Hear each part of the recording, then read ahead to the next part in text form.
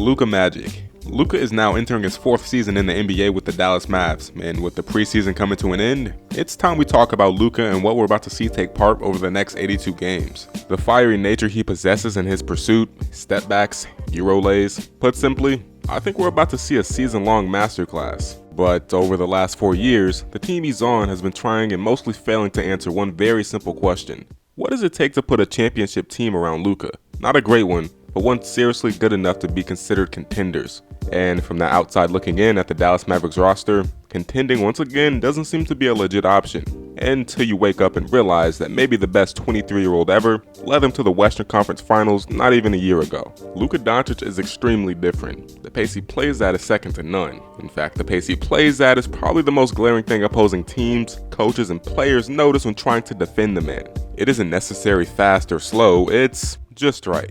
It's plays like this that makes his slow but steady pursuit to the basket so profound and unguardable. Really. For better insight, here we see Luka get switched onto a big after his teammate purposely sets a pick play. Luckily for Luka, this is a 6'9" center, so we can easily rock him to sleep with this 4-second dribble stunt between the legs, until the defender inevitably reaches. When that happens, Luka quickly crosses to the left and swiftly back between his legs to the right, and more often than not, hooks his arm to the defender, so if all else fails, he'll at least get a foul call. Impressive.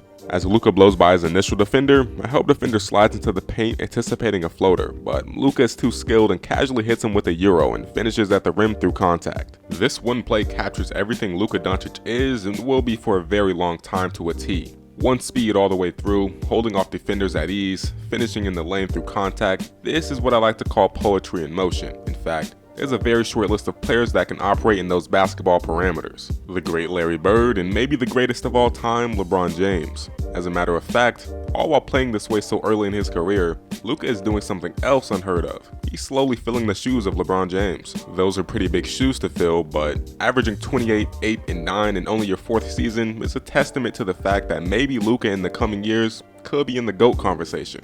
And I don't say that lightly. If we take a look back and compare Luka to when LeBron was just 23 years old, their stats and basketball mannerisms are scary apparent. From Bron putting up 28, 7, and 7, to Luka pretty much doing the same thing. Or from Luka stepping back and knocking down a 3 while staring at your favorite player in the eyes, to Bron hitting Luka Mute with the same move in 08 in embarrassing fashion. Yeah, the comparison is warranted. And I think after this season, Luka will be ahead of schedule in terms of filling the shoes of the current GOAT in my opinion. A lot to live up to, but I don't think Luka has even began to reach his peak form, and he's already pulling off stuff like we see here. As a matter of fact, later in the same game, Luka is in the exact same predicament when a respectable defender in Danny Green gets switched onto him while his teammate gets lost in the screen and roll action. But luckily, Luka isn't a one-trick pony, and more often than not, finds himself pulling off this between-the-leg direction-changing move. He does this so the ball gets tucked away from the defender to prevent steals, and so he can use his momentum and take advantage of the angle his right foot is pointing at to quickly stand up out of the dribble squat stance and explode to the rim, rise up, and flush it home. Finishing at the rim like that isn't a move we see him pull off too often. If you find it hard to believe me, well, the man had 15 dunks for the entirety last season.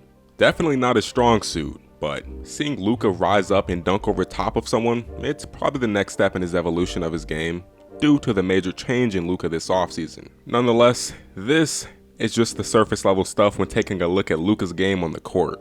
His plethora of moves goes way, way deeper than this. But probably the most impressive thing I've seen Luka done this far has come off the court. Luka has lost weight, or trimmed down a bit. In fact, this is a pic of Luka in the 2022 playoffs weighing around 230 pounds, and this is Luka now. Yeah, if an out-of-shape Luka managed to put up virtually 30 points per game over the last 3 years, stemming from 2019 until 2022, just imagine what'll take place now. It's scary hours in Dallas, and I think with one game already underneath their belt, you can already tell the roster perfectly complements Luka's strengths, and lo and behold, the team finally answered the question.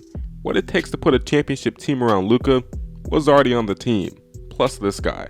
When you've got Luka Doncic, games that should be losses somehow turn into massive blowout wins and a trip to the Western Conference Finals.